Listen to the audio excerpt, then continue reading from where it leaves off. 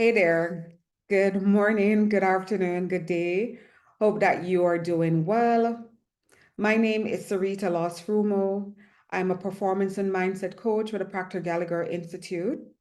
If this is your first time seeing me, welcome to my channel. For the month of July, I am going through the book Think and Grow Rich by Napoleon Hill. It's a very important book to me and to a lot of persons around the world. It has sold over 15 million copies. It is a classic. It was written in the 1930s. And this book was read by my mentor, the late Bob Proctor. He used this book and it greatly influenced his life. Now, something just really interesting happened just now because I was actually live on my channel and I did a video. So I already went through this, the first part of the chapter that we're on. We're on chapter 15, the 6 ghosts of fear. However, if you see that video, you will notice that it doesn't have a sound. So never mind, we're gonna do it again. So we're on chapter 15, and chapter 15 it's about the 6 ghosts of fear. Now, like with any ghost, it starts in the mind. And that is the thing that we want, and then it manifests in the physical, okay?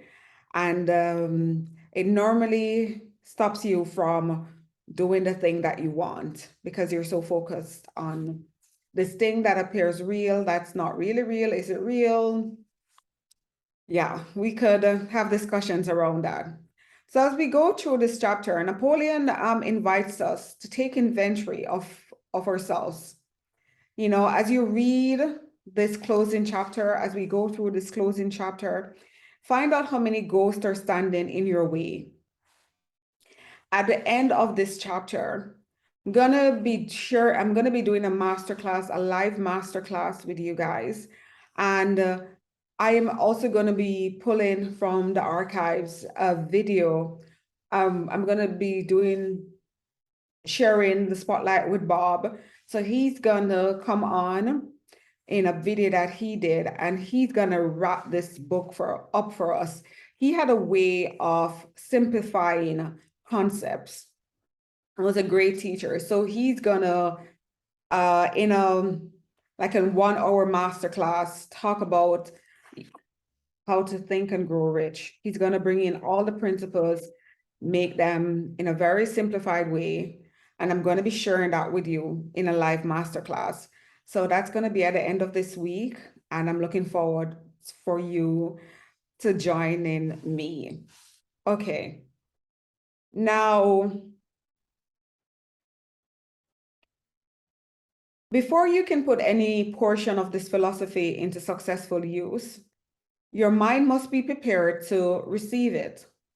That's the opening sentence of this chapter. And the preparation is not difficult. It begins with study, analysis, and understanding of the 3 enemies: indecision, doubt, and fear. So those are the 3 enemies that we need to be aware of. In today's video, I'm going to do an overview of the 6 ghosts of fear. Then I am going to talk about the fear of poverty, what it is, how it influences us. We're going to look at the symptoms of it, and then we are going to look at the importance or the influence that money can have on one's life, on one's physiology. Okay, and then we're going to stop there for today. Okay, so the starting point is that we have 3 enemies. The first one is indecision. The second one is doubt and fear, and they're all linked. They all work together. With indecision, right? So when we fail to make a decision, which we are still making a decision, or when we sit on the fence and don't make a decision, that becomes doubt, and the doubt becomes fear, and it grows and develops, and its presence become undetected.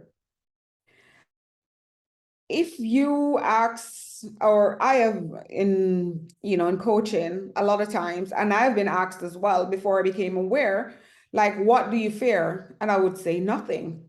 Oh, I'm not afraid of anything. But that's because of lack of awareness.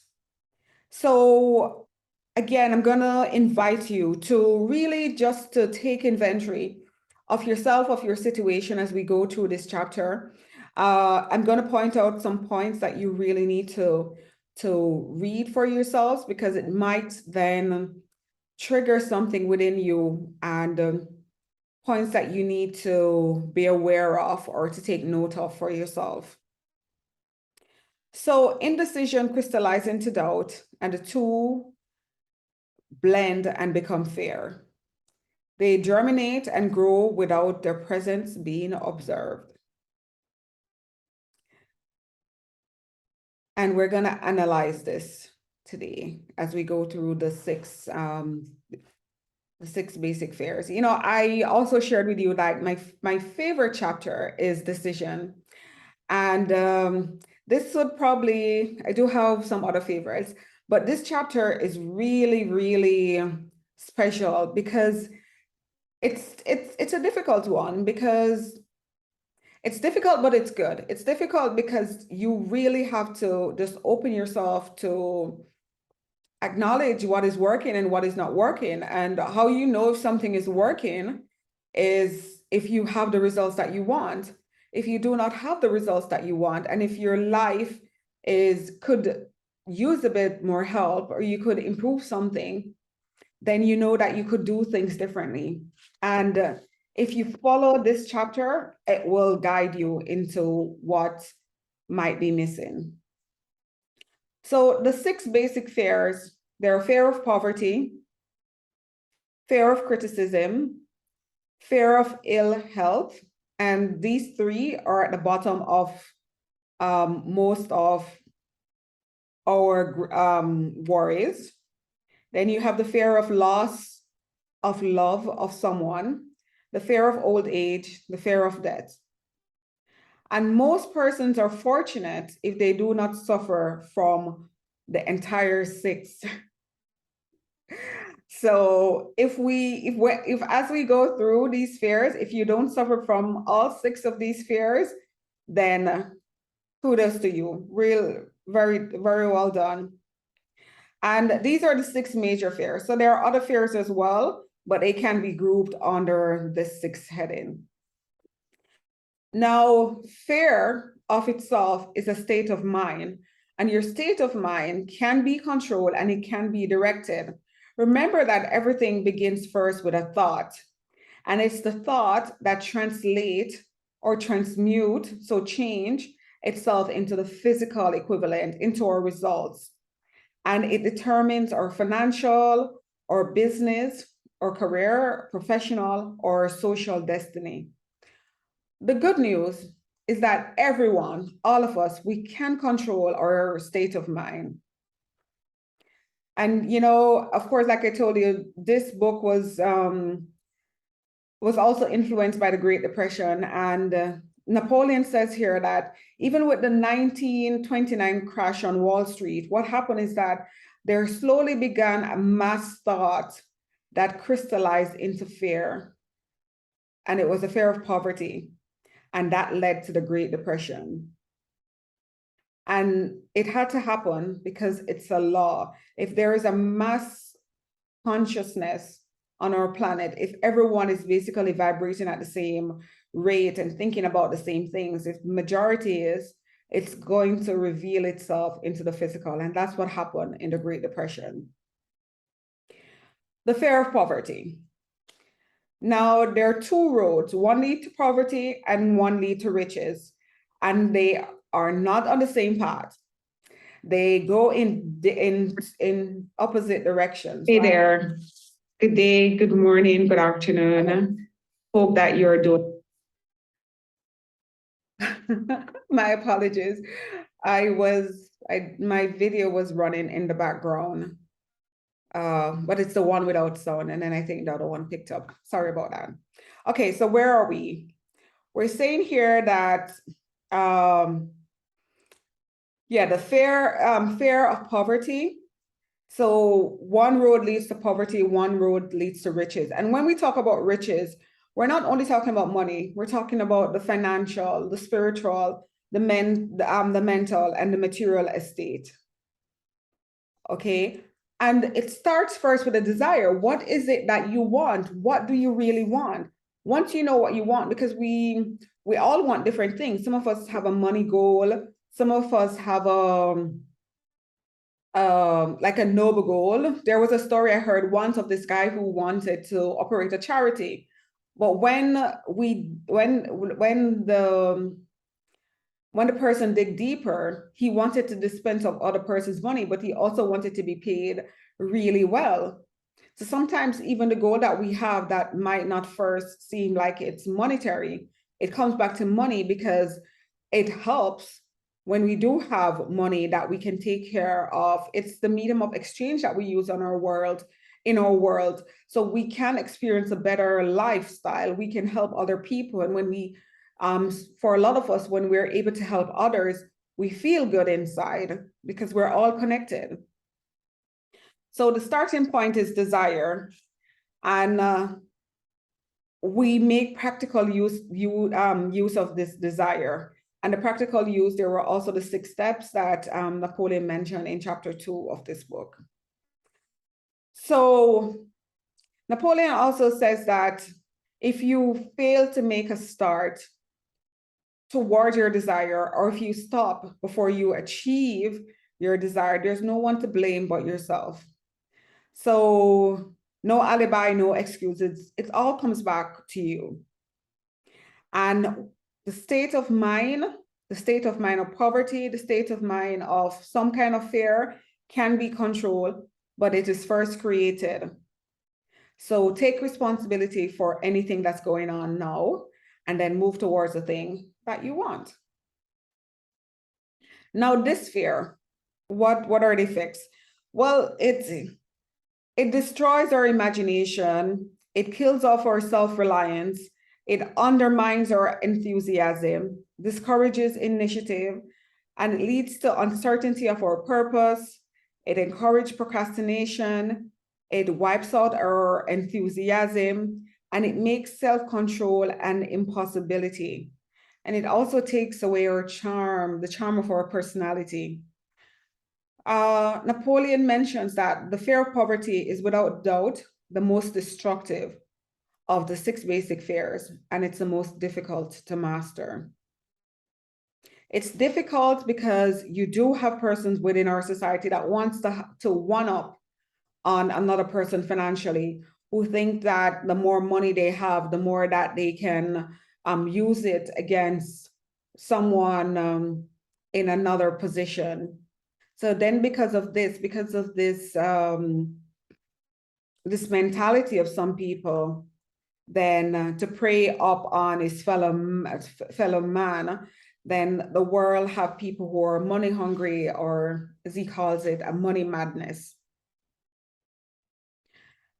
And just to reiterate, the fact that some people say that they fear nothing is inaccurate rather. That's on page 333, because few people realize that they are bound, handicapped, whipped spiritually and physically through some form of fear, because it's so subtle.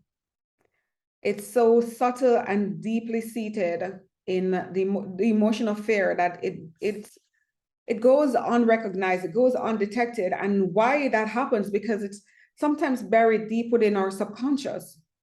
And where they're located, it's difficult for us to locate also. And it's more even difficult for us to eliminate.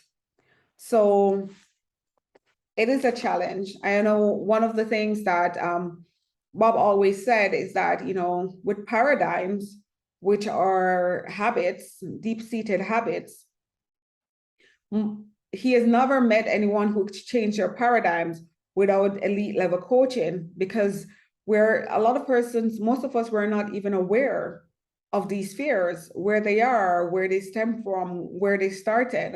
Sometimes when we were little babies, we were little people, when we had no control over our lives. And then our parents also had developed these paradigms that they didn't know where it came from. And so it passed on from generation to generation, and it's there. And it becomes a way of life that we no longer aware that this thing is here or things can be done differently, unless you have or had a mentor like Bob. Okay, the symptoms of the fear of poverty: indecision, and this leads to lack of ambition, willingness to tolerate poverty, and accepting whatever compensation that you get. Sorry, that's indifference. Indifference is the first one. Indecision, staying on the fence. Doubt, and doubt, you end up criticizing those who are successful, being envious of them. Worry, we know what worry is, and worry also translates itself into the outward appearance. And some persons use alcohol to mask it, or narcotics, drugs. And then they become nervous, they lack poise, their self-consciousness, and they also lack self-reliance. Then there is overcaution. There's procrastination. So the final one is procrastination, which is the habit of putting off until tomorrow that which could have been done last year. And then people come up with alibis and excuses. The symptoms, which I think it's really good for us to have an overview and examine ourselves, start on page 333, my favorite numbers, and go to 334 in my book. So check it out. He goes into a lot of the ways that this can manifest itself. So read it through. And as you read it through, just acknowledge if there is something there, because then you can be aware of it, and then you can change it slowly. Yeah. Okay, the influence of money. Now, there are some persons who say they don't need money, and then you have other persons that say, give me the money first, and then I will find out, and I will make everything else work for me. And of course, money is the medium of exchange in our world, on our planet. We need it to pay for food, to go places, travel, enjoy life, give to others. It is what it is. It's this paper, but it could be something else. And then the something else would be the equivalent of what we're talking about with money, but it's the medium of exchange. So yes, it can influence someone. And Napoleon speaks about how when a man is down and out on the streets, he's not able to get a job. And you can see it in his spirit, his shoulders, the Islam, and his walk is different, his gaze is different, because he's having this depressing experience. And sometimes that would lead him to borrow. So, but borrowing in itself, when a man is borrowing merely to live, is a depressing experience. And the money lacks the power of the earned money to revive his spirit. So men, by nature, they want to earn. They want to be able to pay for and enjoy these things. And they want to be earning money. And then Napoleon goes into how women conceal despair of it, but so they're rarely seen begging on the streets, but you do see the man. And even if he's in good clothing, the clothes cannot disguise the droop. Money makes difference. Is it just the money which makes this difference in a man? With a little money, he becomes himself again. So money does make a difference. And also, which is why one of the questions we ask persons at PGI is, what is your money goal? Napoleon, in this book, he speaks about how you can manifest, how you can achieve your money goal. We went through that in our earlier chapter, chapter 2. Okay, so this is it. This is my second take on this video. I hope it was good as the first. I really enjoyed the first because I was live and I was, I think, having a little bit more fun, but it's okay. Thank you so much for joining me. We're going to go through the other 5 fears of 5 ghosts of fears, and really want you to take the time to evaluate yourself. And also remember, at the end of this week, we're going to be having a live training, and I invite you to join me.